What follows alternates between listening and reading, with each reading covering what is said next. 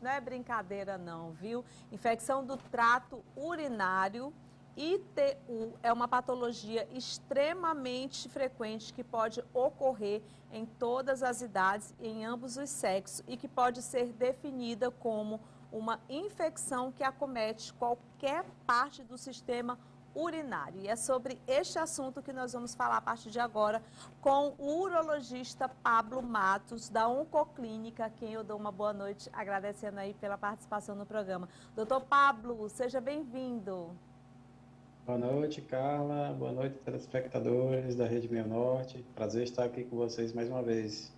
Doutor Pablo, eu estou passando por um probleminha sério de infecção urinária, viu? Não é brincadeira, não. E acabei compartilhando isso com os meus seguidores nas minhas redes sociais e eles pediram muito para a gente tratar sobre esse assunto aqui no programa. E o que me deixou, assim, bem impressionada foi a questão de não só mulheres relatarem que estão tendo problemas de infecção urinária, mas homens também, né?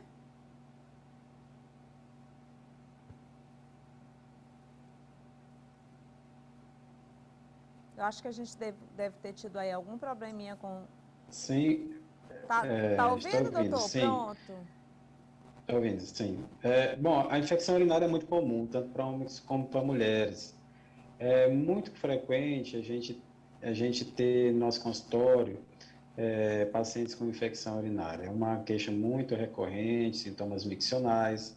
As mulheres têm um pouco mais de infecção urinária porque elas têm uma predisposição natural, anatômica, a ter infecção, uma vez que a uretra é uma porta de entrada para as bactérias e na mulher uma estrutura anatômica menor, né? A uretra da mulher é mais curta e por conta disso ela tem uma maior facilidade de ascensão bacteriana.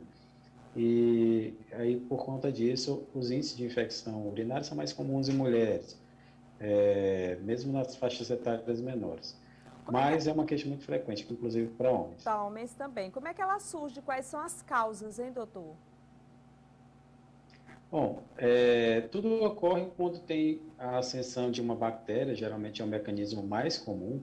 Existem outras formas de adquirir uma infecção urinária, por via sanguínea, por exemplo, quando você tem uma infecção de um outro sítio do corpo. Mas o mais comum é a ascensão de bactérias a partir do trato urinário inferior, no caso a uretra, né? Isso é muito comum em mulheres, principalmente porque a uretra é mais curta e mais fácil disso acontecer.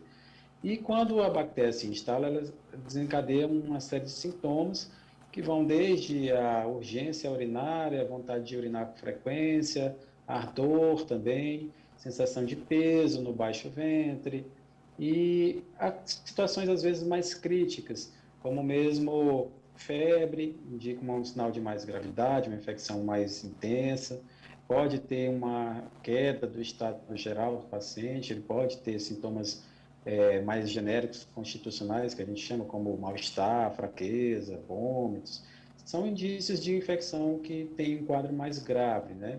Especialmente quando a infecção sobe para o rim. Aí o paciente pode ter um quadro geralmente mais crítico e que demanda um cuidado, muitas vezes, inclusive, hospitalar. Eu tenho, inclusive, compartilhado com os meus seguidores, doutor Pablo, e tenho falado muito assim da questão da minha experiência, do que eu tenho passado realmente com relação à infecção urinária. Eu estou tentando mudar, viu? Porque o sofrimento da infecção urinária mudou o meu hábito, mas eu sempre costumo dizer isso, é verdade mesmo, é fato. A gente acaba fazendo coisas que fazem com que a gente adoeça. Eu, particularmente, não gosto de água. Todas as vezes que eu tomo água, eu sinto ânsia de vômito. Eu sempre fui assim. Eu acho que é genético, porque meu pai também era assim. Papai não gostava muito de água, de beber água. E eu também acabei herdando isso dele. Ou seja, eu tomo muito pouca água. A minha vida inteira, eu sempre tomei muito pouca água. Eu tomo mais água se, por exemplo, eu for motivada ou comer uma coisa doce e tal, aí eu tomo mais água. Mas habitualmente isso não vinha acontecendo na minha vida de uma forma que é necessária. Então eu acredito que esse acúmulo de anos aí, esse fato de ter pouca água no corpo, tanto que minha pele é bem ressecada também, eu acho que influencia bastante. E eu acho que é muito importante a gente aproveitar essa oportunidade que eu estou dando esse depoimento aqui para falar para as pessoas do quanto é importante a gente tomar água, doutor, porque a gente acha que não vai acontecer o pior, mas a água, inclusive, ela é bom para tudo, de uma forma geral, né?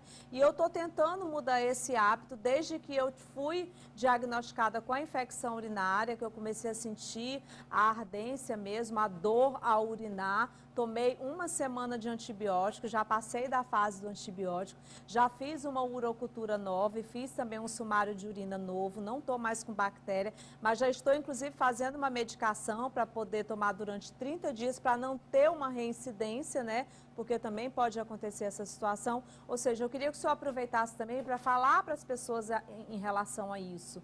Porque a água também ela é muito importante, a gente tomar muita água durante o dia, né, doutor? Com certeza. É importante quem esteja nos acompanhando entender que a água, como você bem falou, é muito importante para o equilíbrio corporal, seja a nível celular, uma coisa muito microscópica, como a nível mais macroscópico, né? A água faz parte da circulação sanguínea, do ambiente intracorpóreo das células. Então, assim, quando você tem um desequilíbrio da concentração de água no organismo, você dispõe a uma série de problemas de saúde, né? Especificamente falando com relação à infecção urinária, a água talvez seja o fator protetor mais importante natural, porque o que acontece? Quando você tem um fluxo de água, um fluxo de urina, né, digamos assim, mais importante, com mais volume, as próprias bactérias não conseguem se fixar à parede do aparelho urinário, a parede da bexiga, a parede do rim. Então, as infecções elas têm dificuldade de se instalar e de se autoafirmar. Se você ingere muito líquido, você está fazendo uma proteção. Quando você ingere pouco líquido, você mantém as bactérias por mais tempo em contato com o ambiente da superfície do aparelho urinário e dá mais chance que ela possa fazer aquela adesão bacteriana a nível celular e desencadear uma infecção que às vezes ultrapassa os limites da superfície, invade o tecido, faz uma infecção mais grave. Então é fundamental que você ingira uma quantidade de líquido razoável, não só pela questão da infecção urinária, mas para tudo. A gente, quando está falando em ambiente aqui de orientação ao paciente, a gente recomenda que uma diurese saudável, em torno de 1.500 a 2.000 ml por dia, é o recomendado. Mas para você ter uma quantidade dessa de diurese por dia, você tem que ingerir quase que o dobro disso. Então, se você está pensando em 1.500 ml de diurese por dia, você tem que ingerir quase que o dobro de líquido, 3.000 ml por dia. Óbvio, o líquido pode vir sobre várias formas, pode vir sobre a água pura, pode vir sobre um suco que você bebe, pode vir sobre o líquido que está nos alimentos, mas de certa forma você tentar tatear isso de que a água tangível, aquele volume que você é capaz de mensurar, seja em torno dos 3.000 ml. Agora, uma dica muito interessante, quando eu falo água, preferencialmente a água potável, a água comum, né? Não vão querer aí, por exemplo, extrapolar com cerveja, refrigerantes e outras bebidas que trazem sais e outros componentes que são indutores de cristalização, porque aí além de infecções, você fica mais suscetível a outro grande problema que é cálculo urinário. E quando Exato. você junta cálculo urinário com infecção urinária, você tem uma situação, às vezes, muito crítica. Então, a água saudável é aquela água natural. Todo paciente, toda pessoa ouvinte que está aí acompanhando tem que entender que a água natural é a melhor opção de água. Doutor Pablo, isso é tão interessante.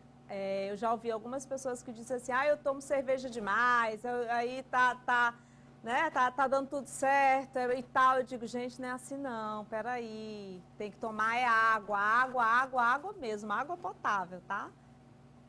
Vai tomar suco, tudo Com bem, uma certeza. água de coco e tal, mas o que vale mesmo para o organismo, como um todo, para tudo, é a gente tomar água mesmo durante o dia inteiro. Então, é algo que a gente tem que começar, né, a ter esse cuidado, a ter uma garrafinha de lado. Estou, inclusive, com minha garrafinha aqui comigo agora o tempo todo. Então, assim, eu estou tomando, em média, 10 garrafinhas de água por dia, tá? Para poder realmente me habituar né? E mudar essa rotina de vida que eu tinha antigamente, que eu não posso mais continuar dessa forma, que aí sim eu vou procurar muitos mais problemas para a minha vida no futuro, né? Ou seja, eu identifiquei mesmo e vi o quanto que é importante tomar muita água. Outra coisa também, doutor Pablo, que eu queria aproveitar a oportunidade aqui para a gente conversar, porque a mulher, ela é muito mais fácil de ter infecção urinária, isso é fato, né?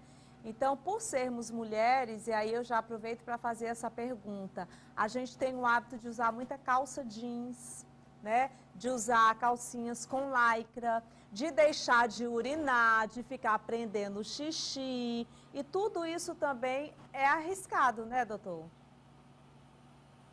Sim, com certeza. Uma coisa interessante que você tocou no assunto, principalmente aí, foi a questão de segurar a urina. Isso é uma coisa terrível, o aparelho urinário, porque o aparelho urinário ele é feito para urinar quando desperta a primeira sensação de enchimento. Então, quando você tem um represamento de urina, seja por uma questão social, induzida por um ambiente social que te dificulta urinar, ou então por uma situação de problema, uma obstrução, por exemplo, aquela retenção urinária, ela favorece tanto cristalização, formação de cálculo, como também infecção, porque permite mais tempo para as bactérias fazerem adesão. Então, assim, a gente recomenda, da mesma forma que você tem que beber de 2 a 3 litros de líquido por dia, de água pura, por exemplo, a gente recomenda que você tenha uma diurese frequente, em torno de 3 horas, a cada 3 horas pelo menos.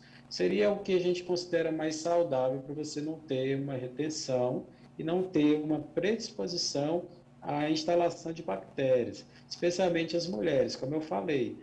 A uretra da mulher é mais curta, mede 3 a 4 centímetros, e aí represamento é praticamente certo que ela tem uma chance muito maior de desenvolver uma infecção urinária. As roupas apertadas, especialmente em ambiente quente, como a nossa região, Nordeste, é uma predisposição também importante. O ambiente quente e úmido, ele pode favorecer também a infecção. Então, alguns tecidos que são usados em algumas roupas, eles podem realmente ser fatores preditores e precursores de uma instalação de uma infecção urinária, realmente. As grávidas correm mais riscos, doutor? Grávidas correm um pouco mais de risco, porque elas têm uma situação já natural de estase da via urinária, pelas modificações que o organismo materno ele é sujeito, né, pelas alterações hormonais de gestação, e também na fase mais tardia, quando o feto ele está maior, ele também exerce um efeito compressivo sobre a bexiga, porque ele começa a descer para a pelve, né? Então, elas têm uma predisposição um pouco maior.